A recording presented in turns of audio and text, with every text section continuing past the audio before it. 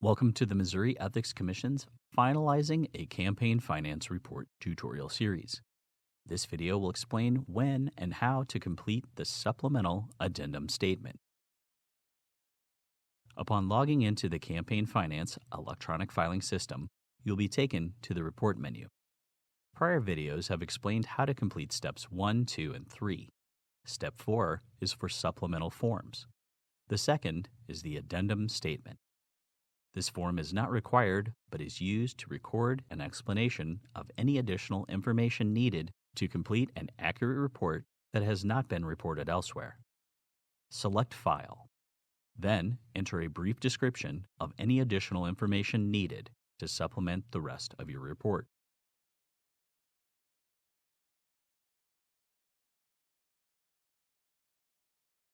Click Save to drop the information into the grid at the bottom of the screen. Then select Report menu when complete. This concludes our Addendum Statement video. Thank you for watching. Stay tuned for Part 3, where we will demonstrate how to complete the prior report totals form.